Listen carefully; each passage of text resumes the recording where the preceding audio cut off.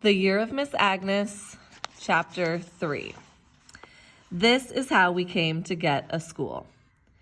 First, everyone in the village lived in Dolby. That's upriver. They never had a school there. It flooded so much at Dolby that people's stuff just floated away some years. And then everyone said we better move somewhere else, not so low. So the whole village moved here, where we are now. I wish I could remember that. Some of the houses at Dolby, they put on rafts and just floated them down here. I would like to have seen that. Then Grandpa said some other people moved here because this is a good place. Lots of game.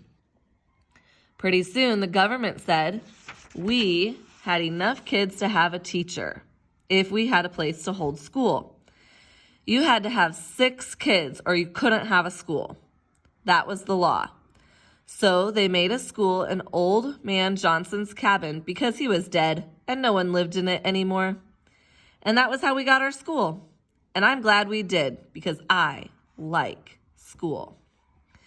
When I got up in the morning, I looked out the window at the schoolhouse down by the bank. It was still dark, but I could see there was already smoke coming out of the chimney. The last teacher could never get the fire going.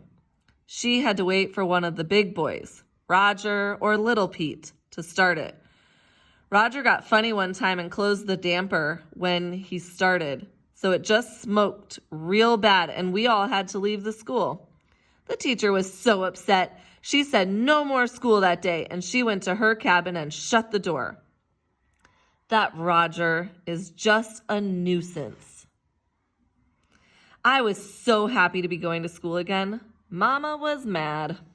She was slamming things around. She didn't see the use of school. It made her mad to have me gone all day when I could be helping her at home. Boko was helping me get ready. I couldn't find my clean socks. So she gave me hers, which were pretty clean, even though there was a hole in the toes she never mended. I put them on when Mama wasn't looking, or she would have yelled, and maybe kept me from school because I didn't have clean socks and Boko's had a hole in them. And she'd yell at Boko for not darning them. I was glad to be going to school, but I felt sorry for leaving Boko. She didn't go to school because she was deaf. She was born that way. She was 2 years older than me, 12, and I was the only one who understood what she wanted to say. I could just tell somehow. Mama wasn't patient to understand her. It had snowed a little in the night, and I ran all the way to school with that good feeling you get when it first snows and the good feeling from going to school. The schoolroom looked really different when I got there. The sun was just coming up, and all the windows were just shining. She'd washed them. Even the corners that used to be gunked up, all the kids were there before me because of those socks. Miss Agnes had put a map on the wall, like the one she showed me and Bertha in the book.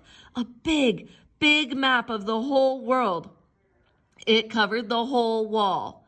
So the bottom was by my toes and the top was way over my head. I couldn't keep my eyes off that map. It was so wonderful. Right away, I went to it and I stood on a chair and I showed those kids, this is Alaska where we are now.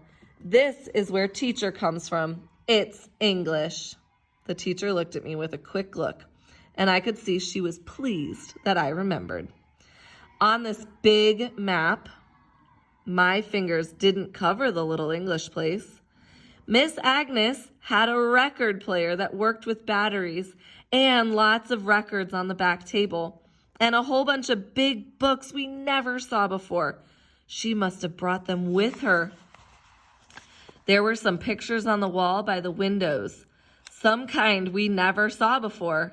They weren't pictures of real things, but they were just lines and squares and shapes of bright, bright colors all put together.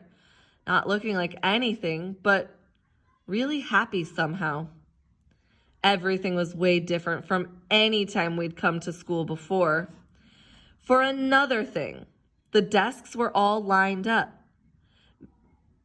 The desks weren't all lined up. Miss Agnes had put them in a circle around the edges of the room, and there was the long table in the middle of the room, and her desk was just back in the corner, not where it used to be, in front of the blackboard. Desks in a circle looked like more fun some way, and a teacher's desk in the corner looked more friendly like too. Everything was different, but good different.